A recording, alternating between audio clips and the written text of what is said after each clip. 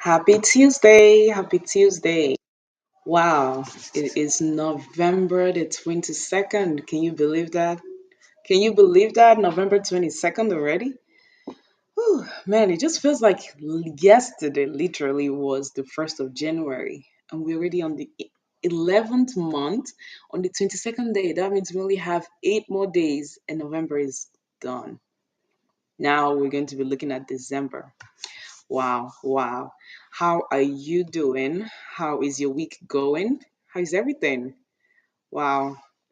If you are watching live, be sure to drop in the chat where you're connecting from. If you're watching this afterwards, you're catching the replay, hashtag drop comments, hashtag replay. I want to know, hashtag replay, where you watching from. I want to know how many people where I'm getting my viewers from. It's really interesting to know. I'm here in the Houston, Texas area, and it is pretty cold already. About this time last year, I don't remember it being so cold. But then again, this is Texas. The weather is just like cold one moment, hot the next. But I'm just wondering, what is it like over there where you are? Where you watching from? Is it cold? Is it hot? Is it warm? All right. So today I wanted to talk about um, wine, in particular red wine. So this week for a lot of Americans is Thanksgiving week, and it's a time when people gather together and they gather together with their family, friends, loved ones, and pretty much say what they're thankful for. It's another time to meet. It's like a holiday. It's a holiday, pretty much. It's very interesting to me that Thanksgiving break for most companies is off on Thursdays and Friday, which is 2 days more than Christmas. Christmas only gets one day off. It, yeah, it. I still don't understand that, but I mean, everybody tend to make a big deal about Christmas, but Thanksgiving really we get 2 days off for the people that are working for federal jobs or independent companies or big companies that would want to honor that would want them to be off Thursday and Friday. No, it's kind of tricky because even though you're being off, you still have some co-workers that still have to cover your shift at that time during this time. But it's just kind of interesting to me. But the other day I was having a talk with my coworkers and they were all talking about what they were going to eat. Would they eat turkey and those that are going to eat steak? And they were talking about different recipes. Some of them were a lot of the recipes that I heard of involved using alcohol to make it. They said that to make it, somebody was like, "Oh, I have a case of it. I'm going to be getting drunk that day." So so it just got me thinking, right? Because see, I'm a functional health practitioner, a functional health coach, and I particularly help people with Hashimoto's disease or Graves' disease. And it just just hit something just hit in me. I was like, wait a minute. Quite a few people are going to be using alcohol or they're going to be around people that will be drinking it and or people that will be using it to make their food, right? And it just hit me. And I I just I just started looking and like, okay, I know that alcohol on its own has its own health issues, right? It has its own thing. Alcohol is a thing on its own, right? Is a thing on its own. It's an uncontrolled drug. The same for prescription medications are dangerous drugs, so they have to be controlled or not controlled, but they have to be administered under the supervision of a healthcare professional. And sometimes they don't look at alcohol, but alcohol is a medication on its own. Just from looking at it from the pharmacology standpoint as a pharmacist, how medications work and the pathways that it interferes with, I see alcohol as a medication. But hey, right? That's me, right? That's me. But moving forward, right? Before I go in, I wanted to talk to you about a lady. I need to tell you a story. 'Cause, I love stories. I want to tell you a story about a lady named Jill. Okay. This is Jill.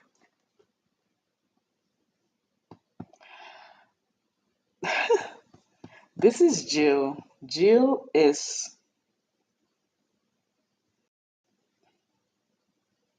yeah, this is Jill. Thank you. I know how to draw. All right. This is Jill. And Jill, what happened to Jill is that every year she always makes this favorite recipe of hers. She loves it so much. She always makes it with red wine. Every year she enjoys it. Every year she enjoys it all by herself. You see, the thing about Jill is that a couple of years ago, Jill's husband passed away from a heart attack. And things happened so fast for her husband. By the time the paramedics were able to get to them, they were the time they got there late, right? There wasn't enough time to get Jill's husband to the hospital. So every year she's all by herself, not because she doesn't have anybody, but because her two kids are both married and they live abroad and they can only afford to come and see her once a year, which is usually on Christmas. So Jill she finds herself being alone on Thanksgiving. And she's fine. She's done well over the years. And recently she had gotten diagnosed with Hashimoto's disease. So she's researching a lot about the disease, right? Because it's not hers. Hashimoto's is not hers. It's the disease that is in her body, but it's not her Hashimoto's. But she's trying to find out more about this disease. So here's what she finds out. She's researching and she sees something. Someone told her, hey, years ago she had been told that red wine was really good for her because for her heart. And she really paid attention because of what had happened to her husband. And she's been taking red wine every now and then. And she always has some of her favorite recipes whenever she's feeling down and sad. She always uses it. So this one time, this year, she decides to research more on Hashimoto's. And she came across this video by Dr. Z.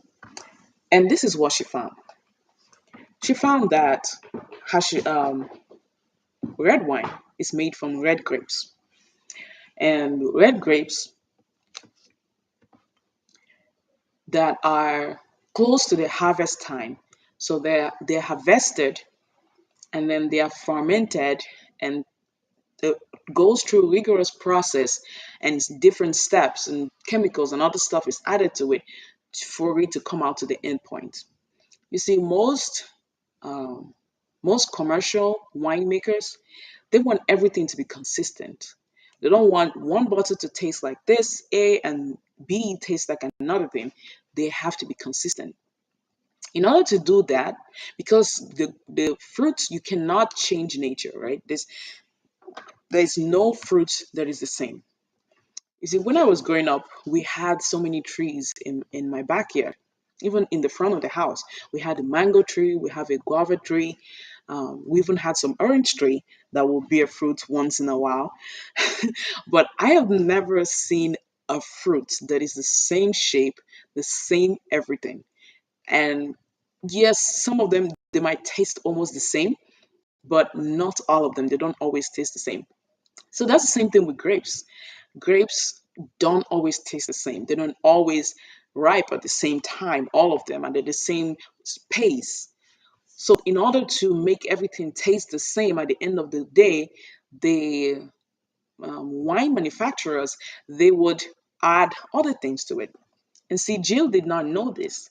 Jill was just enjoying her red wine. She didn't even know what was going on because she had heard all these great benefits about red wine. That red wine was good for her heart. It has this compound in it called resveratrol, and it's a powerful antioxidant, anti-inflammatory agent. It's even has anti-cancer properties and everything. And she was so excited because this was something that she didn't want what happened to her husband to happen to her. So she was, glad to have something that she feels good taking.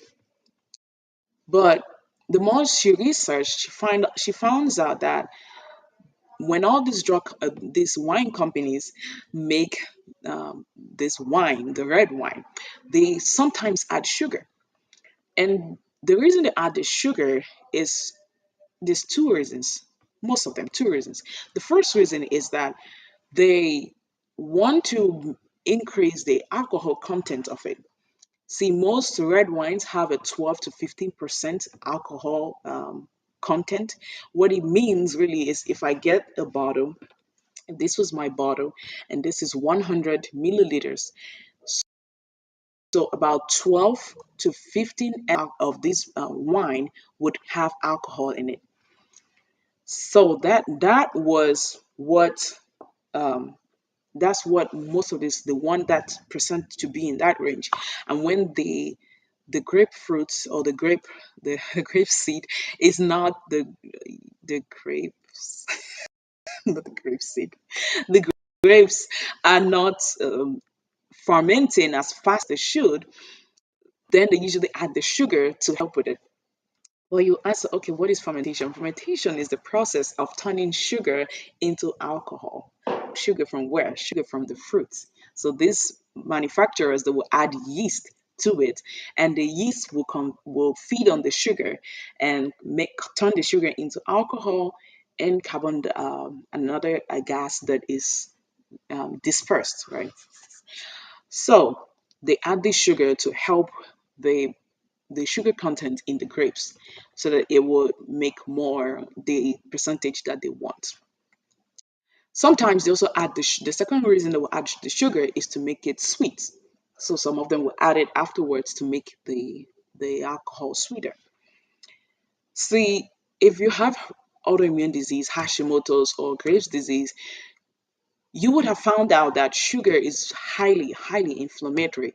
Sugar would keep your immune system on its toes. It will keep it busy, and you don't want that to happen. So when she found that out, she was not very pleased. And went ahead, she kept researching, and she found out that they also use something called fining agents in on these grapes in the winemaking process. And this is supposed to remove any bitterness from the wine, also to make it more soft and more palatable so people like it, so to help with the taste. And sometimes the fining agents that they will use include um, egg white. It could also include casein, and casein is a milk protein, which a lot of people that have autoimmune disease are sensitive to. They're sensitive, some of them are sensitive to eggs. So you see some of them not tolerating eggs. Um, Even the egg white, right? They won't even tolerate that. Or they're sensitive to milk protein. They're not able to digest it. So this some wine companies will tell you that, hey, yeah, it doesn't stay in there, but if you're passing something through something, a little bit of it will be left. It's just like when you drink water in a glass. There's no way that you will drink water in a glass and all the water will be gone. Like, there'll be no sign of water in the glass. It's not possible. So whenever you pass the wine through these fining agents, it picks up a little bit of them. And some people, even at very tiny quantities, it can keep their immune system on their toes. So they notice that, okay, they feel better when they're going through their journey and things are getting better, and then hey, they have this red wine and everything just like is a flare. So some of them, they'll say, oh, it's the alcohol. Yes, the alcohol can also play a role, but there's also sugar in it. If they have any protein that you are not tolerant to, that can also cause an inflammation or cause the symptoms to get worse or start from the beginning. So when she found this out, she was not happy. She was not happy. And the sad thing, most of these drug companies, not drug companies, I keep saying drug companies, most of these wine making companies, they would not say, they would not tell you what they put in their wine. They will not tell you, and they're not obligated by law to tell you. So some of them will be gracious enough to tell you that, hey, this is what we did or this is what we did not do, but not every one of them does that. And another thing too that concerns Jill is that she's been learning about organic and non-organic fruits. Now she's wondering, okay, these grapes, where are they growing it? Are these grapes being grown organically or are they being grown in a conventional way? So if they are growing it non-organically, then you would be worried about pesticides getting in there or herbicides and all that stuff that our body does not like that causes inflammation in our body. So to recap all this is what Jill found. She found out that sugar can be in red wine. Um, there could also be proteins that she's sensitive to that can be in there, like egg whites or albumin, casein, which is a milk protein, and there could also be pesticides in it from the grapefruits. So these were things that really concerned Jill. Now, should I or should I not take red wine for just occasional, or can I eat food that contains red wine? Can I use red wine sauce? And all that. You know what? It's up to you. You're a grown human and you know your body more than anybody knows. Hey, I just look at the studies. I know how things affect me. You know how things affect you. And this is totally up to you. Me personally, I'm not a wine person. I'm not really into alcohol because I don't like the smell. It's not because of anything religious that, oh, you're not supposed to drink alcohol, blah blah blah, or that. No, I just can't stand the smell. I cannot stand the smell of alcohol. So I personally I don't drink alcohol. It does not it does not even come near me. So should you drink alcohol? That is totally up to you. You know how it affects you. You know your body more than anybody does. So you know what food, even if I stand here and tell you, don't ever eat again, you know that when you eat, you know what happens to you. When you don't eat, you know what happens to you. Just everything has to be done in moderation. Even the best of the foods have to be eaten in moderation. Oxygen, as important as it is, too much oxygen can kill. Too little oxygen can kill. So water the same way, you can actually drown yourself from the inside out. So just because water is good for you doesn't mean you should go and continue to go on a water drinking rampage and not eat at all. So everything is entirely up to you and you do what's best for you. I provide the information and you do what's best for you. But that's all that I have today. If you have any question, don't hesitate to reach out. Feel free to reach out, comment below, whichever way that you want to do. But just make sure you're doing what is right for you because at the end of the day, you only have one body and one life to live at this time, and you have to make the best use of it and the most use of it. Leave your mark on the world for good and go out there and live your best life. Okay? Until next time, shalom.